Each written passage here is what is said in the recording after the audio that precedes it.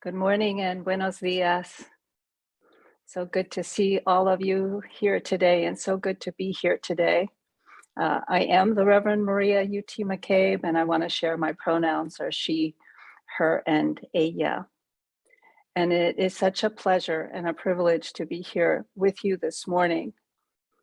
I really am grateful for the opportunity to share a few words with you, to share my enthusiasm with you about this service project to support an Afghan family that the Community Outreach Committee has brought to us with so much care and so much hard work.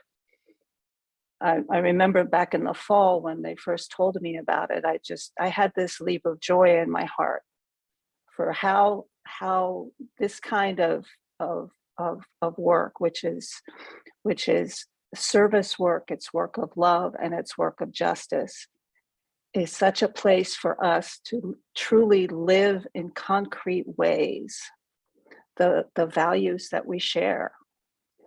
You know, when we say, come, whoever you are, we say it and we mean it. And this is an opportunity to truly be that and do that. So I thank the committee. I thank in particular Maureen and Paul North and Marlene Lieb and others who have been working so diligently to make this happen. And they will, in a minute, give you all the details. I just want to share with you that the crisis in Afghanistan became acute in August of 2021 when our country and our allies withdrew troops and the Taliban succeeded in occupying the presidential palace and taking over power. At that time, tens of thousands, if not more, Afghans who had been supporting our nation and our allies in many different roles, translators, guides, all kinds of support and important work that enabled us to continue the mission we had. All of these folks recognized that their lives were immediately in jeopardy.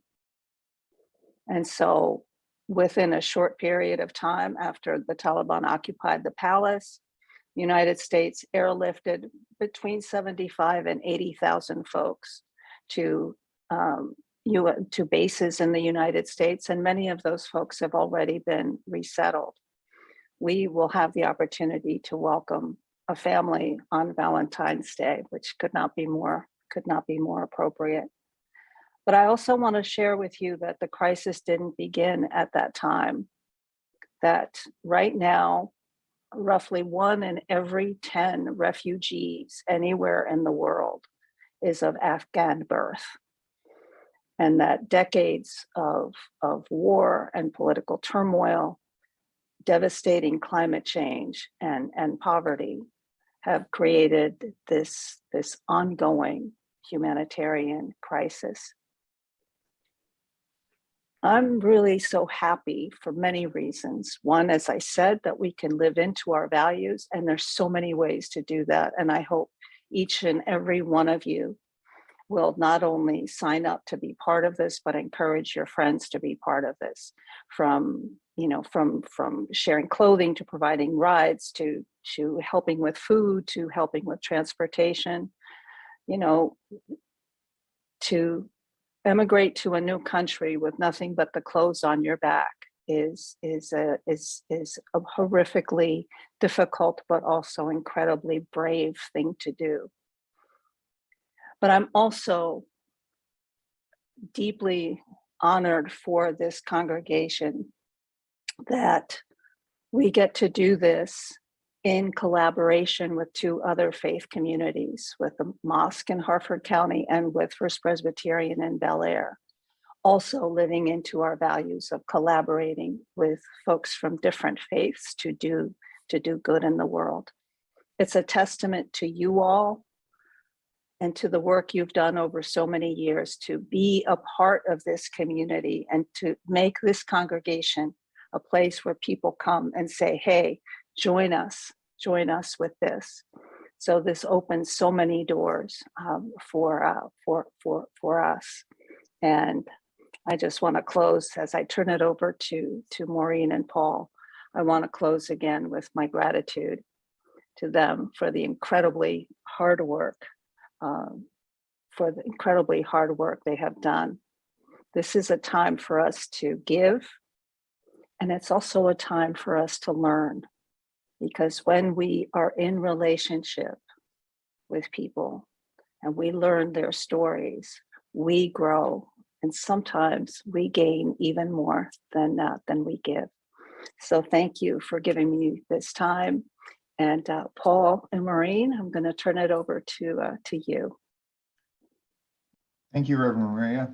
I'd like to say good morning. This is Paul and Maureen North. We're co-chairs of the Community Outreach Committee. And we'd like to talk with you a little bit about our latest project called the Afghan Family Support Project.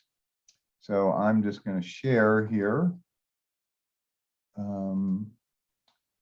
Let's make sure this all works.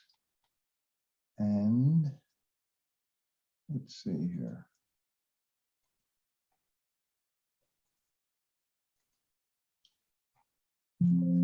All right, so the project actually got its inception from one of our members that Reverend Maria had mentioned, Marlene Lieb, who's also a core member of the project.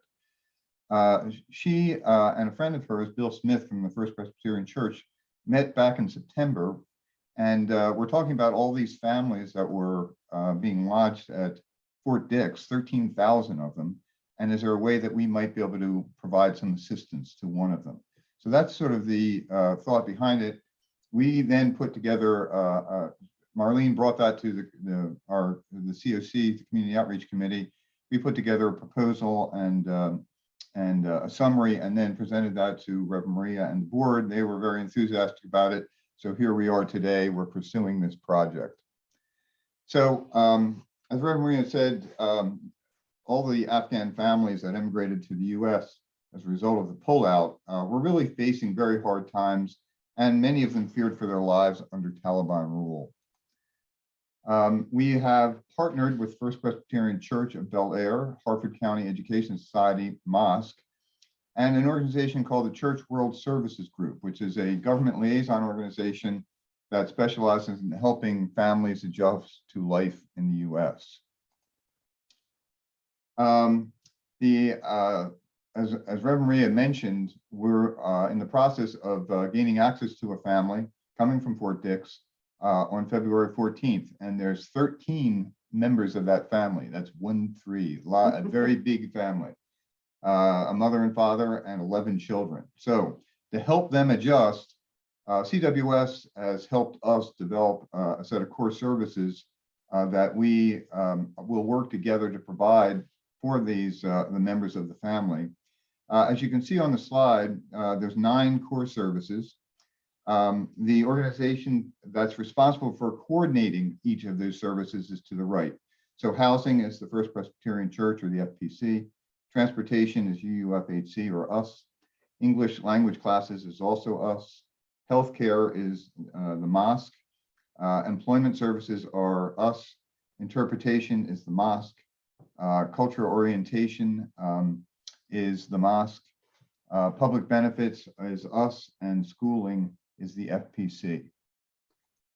So the philosophy behind the core services is predicated on a strengths-based approach, which means we want to capitalize on the family's capabilities and their strengths to help move their lives forward in a very positive way.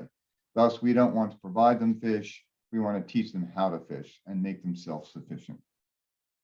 So our first big hurdle was the housing situation, and we are so fortunate that the First Presbyterian Church has this house that you can see on the slide right next to their church, which is located right in Bel Air on Main Street, across from the ShopRite.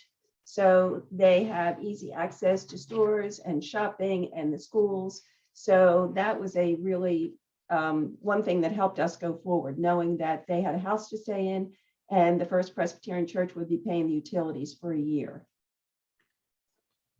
The next things we had The next one we had is transportation. And, at first I thought, well, that means we have to be driving them all over the place, but that's not true. As Paul had mentioned, we want to teach them how to navigate on their own and help them be independent. So that means that we will help with transportation when needed, maybe to a doctor's appointment or something, but we also want to teach them how to walk to different places, how to take the bus to different places, how to use an Uber. So we're going to be working with the family, teaching them how to get around on their own. English language classes is also our responsibility. And fortunately, I work at the community college in the adult literacy program. So I've already been in touch with the person in charge there. She knows they're coming. She helped us find some Pashto families in the area. And we also have the resource of Lesos, who also offers classes, and they're within walking distance. So the next core service is healthcare. The family is has a humanitarian parole status, which is a little bit scaled down from refugee status. So they don't have all the benefits, but they are eligible for healthcare, which is great. The mosque will provide that service, and Dr. Rehan Khan, a member of the mosque, as well as a member of our core team, project team, is a practicing physician. And he has an office within walking distance of the Scheffler House. Other healthcare providers in the area are the Family Healthcare Program in Harford County and Beacon Health, one based in Cecil County, that we can avail ourselves of. Employment is another service that we will provide. We're going to help them find work and do the appropriate work to get applications done and so on. We have close contact with Susquehanna Workforce Network, which are serving both Harford and Cecil counties, as well as other organizations such as Harford Community College, LASOS, and the Community Action Agency, which is based in Edgewood. Interpretation is going to be provided by the mosque. We're working with them to find different ways to be able to handle the challenge of interpretation, because we don't know how much English the family actually is able to absorb. Tarjimli is an example. It's a nonprofit organization that's over the phone based. We're looking for in-person translators, and we've contacted 2 Afghan families in the Bel Air area, and they graciously offered their services as well, and the use of Google Translate. So cultural orientation is going to be provided by the mosque, but also the Church World Services Organization also will provide training to our core group to help us with that aspect as well.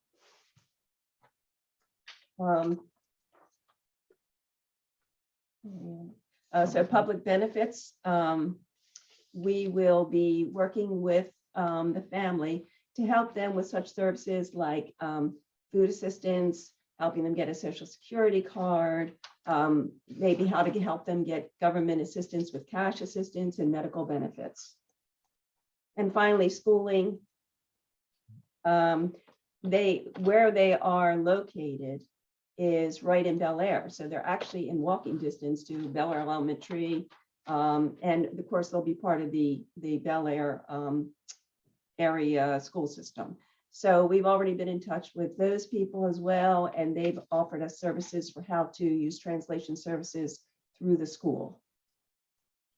So one of the key aspects to making this project work is to get volunteers. And so we're strongly encouraging as many folks within our UUFHC community to participate in the project. Now, that doesn't rule out donations. Donations are always good, but hands-on is great as well. So volunteers are needed to help with the core services. Volunteers that provide core service to the immediate family, such as driving them around, for example, will need to get a background check.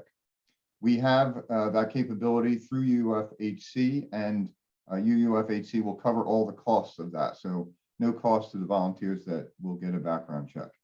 If you're a volunteer that does sort of behind the scenes kind of work, such as researching, getting a green card, or registering for selective service, then you won't need a background check. Only those that actually close contact with the family. So I'm not going to go over all of these. If you're interested in volunteering, please contact us. We're in the phone book of the church, if you will, the members group. And And I'll just touch on a couple of them and we'll go through these quickly. So transportation, getting ride support, helping them figure out the bus system in Bel Air, doing a walking tour of Bel Air, getting a driver's license. English language classes, as Maureen mentioned, introducing them to Lazos, and for example, Rosetta Stone at the library. Employment services are helping them with job applications, enrolling in employment services, green cards, and so forth. Public benefits such as food assistance, helping them with Social Security cards and medical benefits. And then there's a number of miscellaneous services that we'll also be working to provide them. Translation service obviously is an important one. And then the idea is that we team with the other two organizations. For example, the FPC handles the housing, clothing, and food. So if you'd like to donate clothing or furniture or household items, we will provide you with a contact list from the FPC where they have leads that are devoted to handling each of these specific areas. Okay, so that's it for us. So one of our biggest concern right now is actually getting them to Bel Air, because we think that they're coming into BWI next Monday or Tuesday. We're not sure which day. And I just want to give a shout out as an example. Shauna Brinkerhoff was really helpful in helping us get enough car seats for that many children to get them back here. So that's just ways that you could help, is just, knowing that there's a need and how can I help out to maybe provide some of the things that are necessary. So thank you, Shauna, for that help. Let's see. So that's the end of our presentation, obviously from the end. So we'll be glad to take a couple of questions. It has to be fairly short right now because we're in the middle of the service. So if you have a couple of questions, please ask them. And then we'll handle questions after the service. So we'll hang around towards the end, at the end of the service. Paul, Yes. this is Cindy Veit. Our bridge group meets at the First Presbyterian Church in the room where they're collecting all of the stuff. So some of the bridge group has offered to donate money to the project or bring things there. Who should they make the check out to? Okay, so in the news bites, we put out a little blurb about that. So if you want to make a donation, you can donate to as you would normally. So if you do a check or your credit card, but just in the memo line, put COC/AFSP for Afghan Family Support Project donation. And so we'll know it's targeted for that. Okay. And then, so it's just the normal process, but with that additional line item. Okay, thank you. Thank you. Oh, this is Lonnie. You have mentioned lots of things we don't know about the family. Are we going to know any of those things before the day they show up? So let us tell you, there's a lot of things we don't know about the family as well. That's been a little bit of a challenge here. We know that there's 13 people. We don't really know the ages because when they gave us their birth dates, they gave us 2 birth dates, and sometimes they were 2 to 4 years apart. So we don't know if they speak any English. There's a lot we still don't know. So we will let you know as soon as we find out. And I'm afraid that that may be when they arrive. Well, that's what I was asking. Is that when we expect to find out? That's all I was asking.